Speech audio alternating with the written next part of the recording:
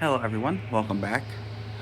So, it is time for the second edition of Telephony Madness, and as I would hope is obvious if you've watched the first video, things have changed. The old shelf that was here is gone, and now I have what I call the obelisk, which is just an HP, aka compact, Series 10,000 36U rack. So, the old shelf, it was problematic. I'm trying to remember. I was using the CS1000 by the time I did that, but it just, I couldn't grow. I was stuck with it, and it was far from ideal. So I had been on the hunt for a rack for a while. So I live in Houston, and for some reason the entire time I lived here, which has been a while at this point, finding racks has been difficult.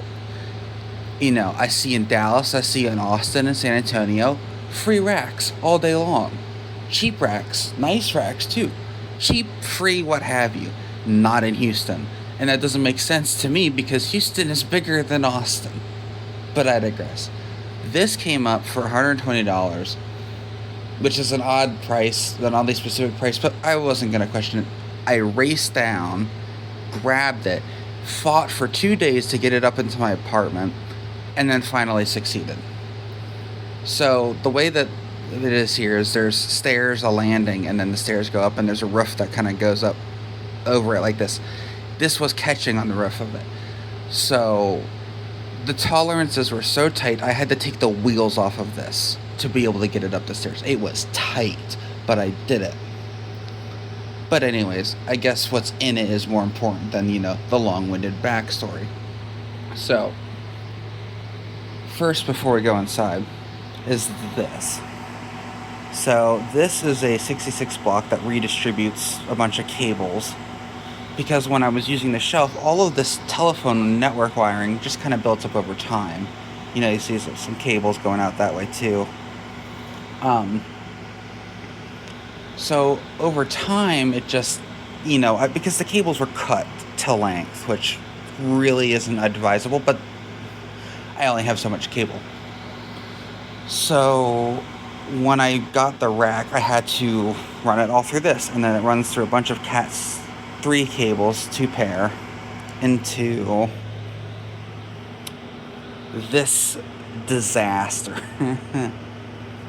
You can't really see it down there, but there's a couple of patch panels, and I'm using those as kind of like the main interconnect point, which works nice. I like that better than having straight 66 blocks. But then all the cables, come around into here, and that's my cable distribution. But what's in here is more important. So a lot of developments have happened. So this is the crap shelf, the DL380. I've had this since before the last video. I've had it for almost a year, but I need to do something with it. This is my R730 XD. Yes, I need more hard drives. Yes, this is ghetto. I don't care. It works, and I'm cheap. And then this is obviously where things really start to change.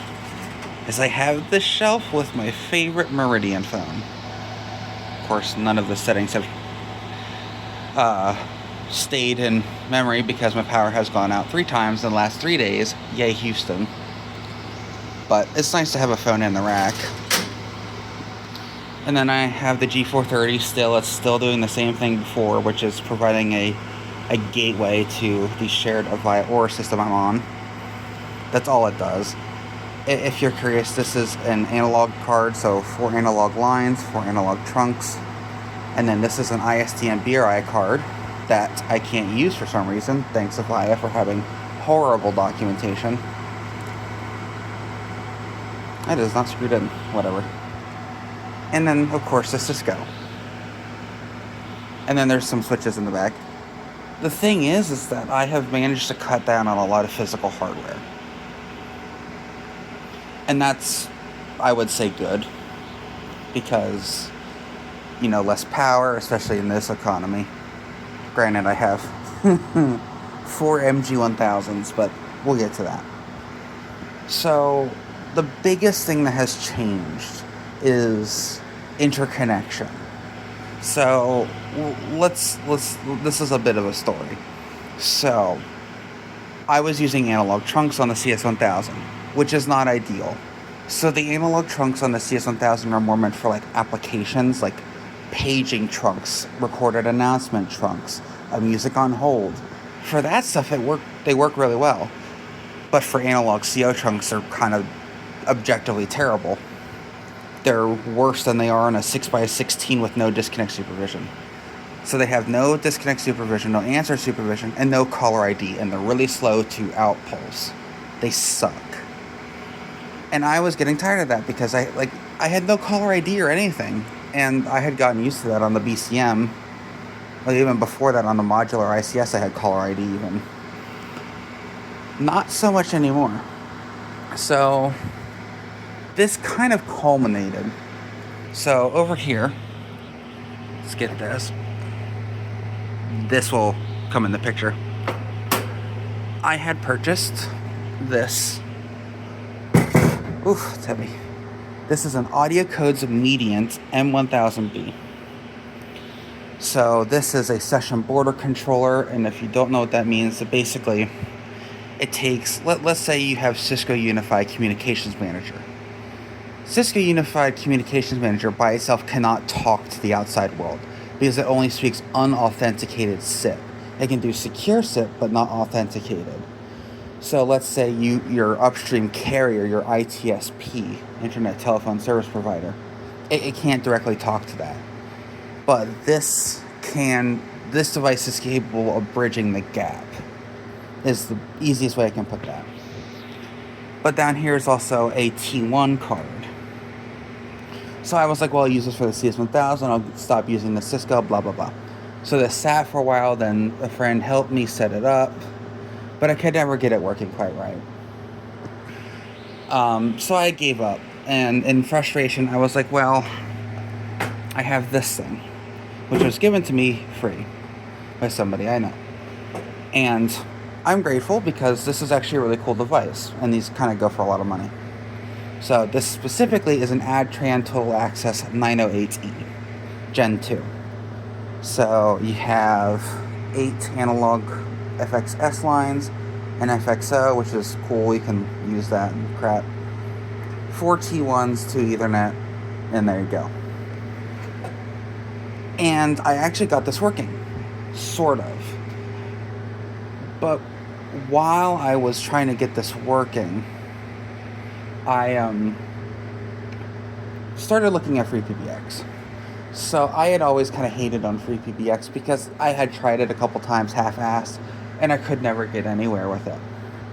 However, I don't really remember because this was like a month ago at this point, but I got it working with something called IAX2 for my connection to my ITSP, which is VoIP.ms. So basically, and this is the issue I was having with this. This is the issue I was having with this. This is the issue I was having with the Cisco Unified Border Element. The common theme is that I had issues with SIP. Now, SIP stands for Session Initiation Protocol. It is the standard voice over IP protocol nowadays, and it's been around for a long time. It handles voice and video. And it does a lot of things okay, but there's also a lot of things it does terribly. So there's also another protocol called Inter-Asterisk Exchange. Actually, I think that's all it stands for. But specifically IAX2. So VoIP.ms actually supports IAX2, and it works fundamentally differently than SIP. So the problem I was having with SIP is that I could not maintain registrations, or sometimes I couldn't get registrations at all. With simple devices like ATAs, these things, it worked fine. So I never really thought, I was like, oh, it's a me problem. I tried all manner of network traversal settings, for NAT, everything, port forwarding, inbound, all that crap. Could never get it to work. So at my wit's end, I was like, well, what if I try a FreePBX? And the thing is it worked. And it still does. So the flow became free PBX to the AdTran to the CS1000, and it worked beautifully. So I then said, what if I can just eliminate the AdTran entirely and consolidate into the Cisco? And it worked.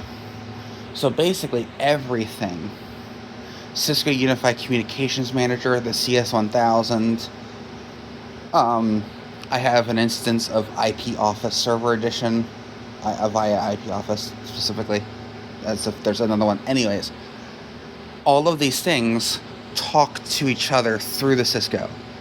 So everything, be it SIP to SIP, SIP to T1, T1 to SIP, T1 to T1, anything, all of this like that, see, everything goes through the Cisco, and it really does work well. So I was able to not only consolidate hardware into this, but I have much more functionality than I did before.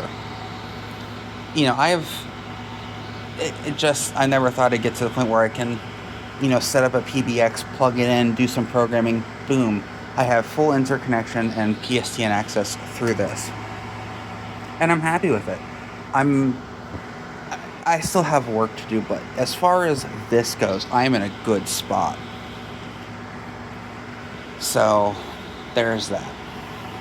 So, anyways, this, of course, is still my main server, and it will be for a long time, I'm sure. I hope.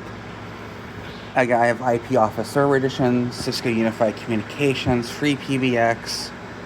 I have a Debian VM on there running for that. Oh, you can't even see it. Man, it looks really ominous back there. That is the modem for the Millennium.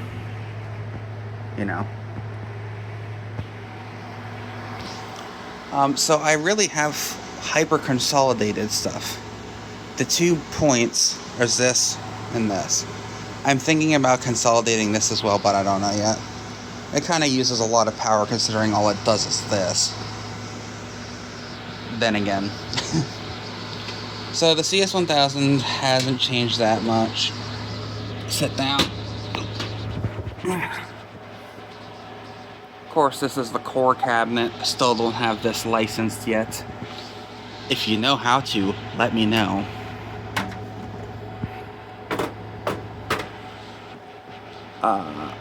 So, line shelf, caller ID, analog line line that's not getting used.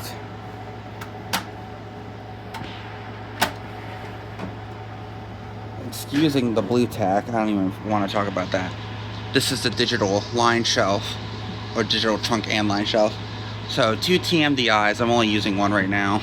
This is going to the Cisco, this was going to the AdTran. And this is a line side T1, which I'm not using, I'm probably going to take out. And then down here, my analog trunks and a CPDC, which is actually an AMD Athlon X2, which is kind of funny. Or an Athlon 64X2, I get them confused. So this is something I might do, I don't know. I only need one TMDI card, realistically. And I only need one of these cards. So I could get rid of this, which I'm not using. This is just hanging out in here. And I don't need 2 of these, so I could just, I don't know. Maybe I'm going a little haywire with the consolidation, but electricity is expensive. Contrary to popular belief, electricity in Texas is not particularly cheap. At least it's not in Houston. Especially when you're running all this stuff.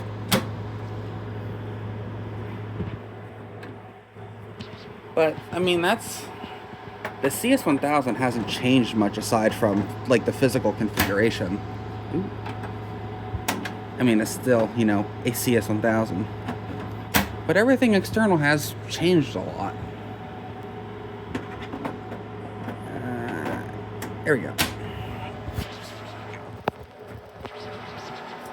As well, I also have that. I have cellular, which is really cool. If you know what that is, you know what that is. And aside from this absolute disaster back here. A functional disaster, but a disaster nonetheless. Everything's working good. This is still working good. It's not turned on because, you know, the power was out less than 24 hours ago, but anyways. And this is working good. I think I did a video on this.